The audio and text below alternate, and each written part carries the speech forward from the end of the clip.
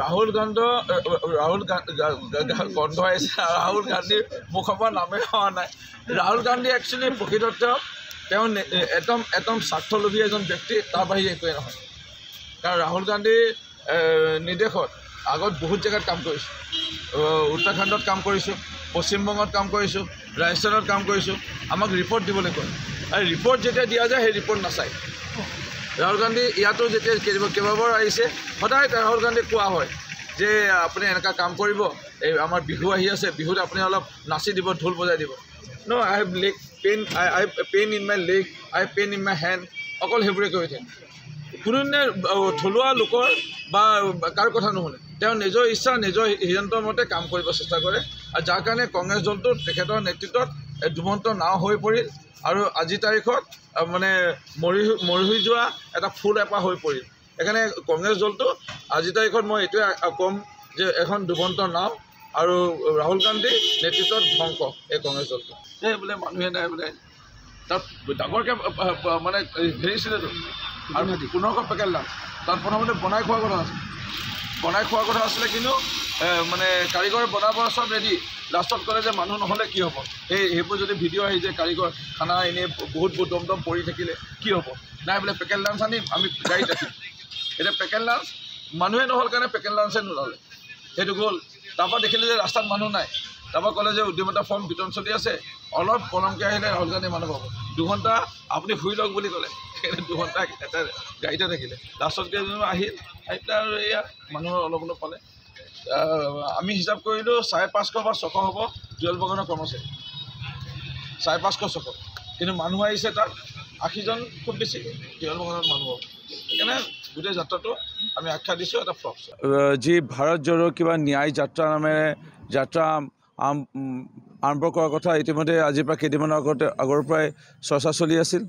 সংবাদ মাধ্যম বা কংগ্ৰেছৰ ফেচবুক তেনেকুৱা বিভিন্ন ধৰণৰ প্ৰচাৰ কৰিছিল ব্যাপকভাৱে ৰাইজৰ সঁহাৰি হ'ব এটা বেলেগ ধৰণৰ এটা মানে ধুমুহা বলিব একদম কিবা ৰাহুল গান্ধী আহিছে কোনোবা মানে বেলেগ কিবা এজন আহিছে তেনেকৈ প্ৰচাৰ কৰিবলৈ চেষ্টা কৰিছিল কিন্তু সকলোৱে নিশ্চয় অৱগত হৈছে যে অসমত ৰাহুল গান্ধীৰ কোনো প্ৰভাৱ নাই বা প্ৰভাৱ নঘটে তেখেতৰ অহালৈ আৰু এয়া অসমত বুলি ঠিক নহয় আমি দেখা পালোঁ গোটেই ভাৰতবৰ্ষতো কন্যাকুমাৰীৰ পৰা যেতিয়া কাশ্মীৰলৈ তেখেতে কেইদিনমান আগত ভাৰত জোড়ো যাত্ৰা কৰিছিল তাৰপিছৰ পৰাই কংগ্ৰেছে মুখ ঠেকেচা খাব লগা হ'ল যিবোৰ ৰাজ্যত কংগ্ৰেছৰ চৰকাৰ আছিল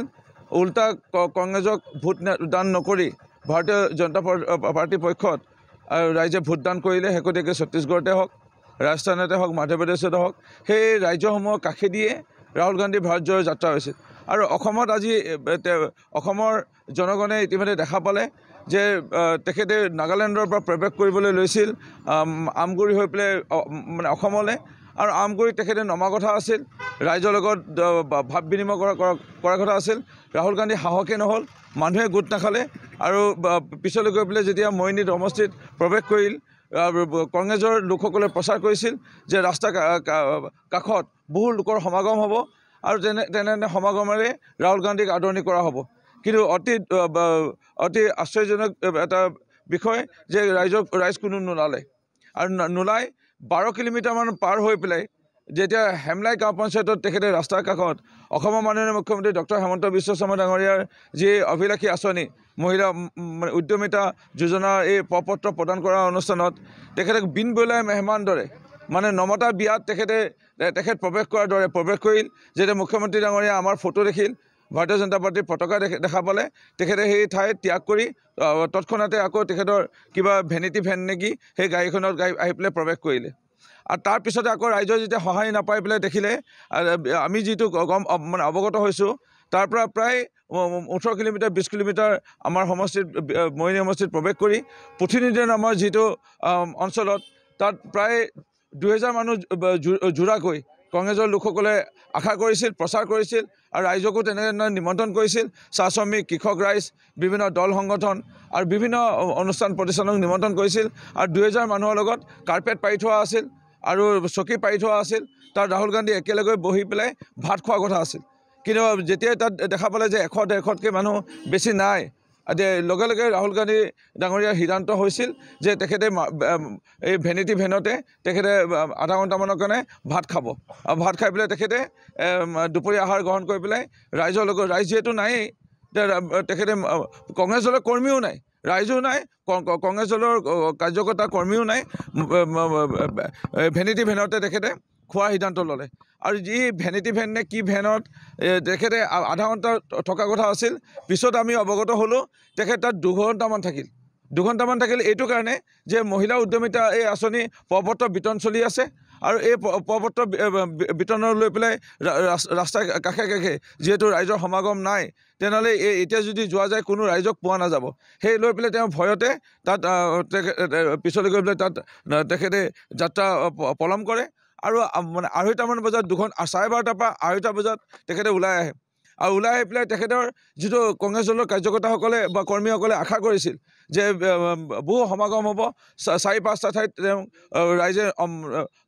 নমাব গামোচা পিন্ধাব কিন্তু ইয়াত মোহিনী সমষ্টিত মাত্ৰ তেখেতে মানে 2 জেগাতে ৰৈছে প্ৰতিনিধি য'ত তেখেতে 2 ঘণ্টামান জিৰণি ল'লে বা তেখেতে ভাত খালে 2 ঘণ্টা যদি জিৰণিয়ে লয় আৰু যদি ভাৰত যাত্ৰা কৰিব আহিছে যদি 2 ঘণ্টা যদি জিৰণি লয় কি যাত্ৰা তেখেতে কৰিব বা যা কি নহওক তাত নামি পেলাই কংগ্ৰেছ দলৰ কাৰ্যকৰ্তাসকলক লগ কৰিছে বুলি আমি অৱগত হৈছোঁ মানে এখন্তেকৰ কাৰণে আৰু দ্বিতীয়টো ত্ৰিদল চাহ বাগানৰ কোনো এজন কংগ্ৰেছ নেতাৰ এই বাগানখন হোৱা হেতুকে তাত প্ৰায় 600তকৈ বেছি তাত কৰ্মচাৰী আছে সেই 600 গোটেই কৰ্মচাৰীক আমন্ত্ৰণ জনাইছিল কিন্তু তেখেতসকলৰ আহ্বান নক্সাত কৰি মাত্ৰ 50 বা 60জন মানুহ তাত সমাগম হৈছিল আৰু 1 মিনিটৰ কাৰণে ৰাহুল গান্ধী তাত নামিছিল অৰ্থাৎ চাহ বাগানৰ শ্ৰমিকৰ সহায় নাই ইয়াত থলুৱা খিলঞ্জীয়া লোকৰ ৰাহুল গান্ধীৰ প্ৰতি কোনো সহায় নাই দেওপাৰ চাৰিআলিত অকণমান তাত খিচিৰি লোকৰ অকণমান সমাগম আছে বুলি ক'ব পাৰি তাত অকণমান ৰাইজৰ তেখেতে পাইছিল আৰু তেখেতে গাড়ীত উঠিয়ে তেখেতে ভাষণ দিছিল অৰ্থাৎ গোটেই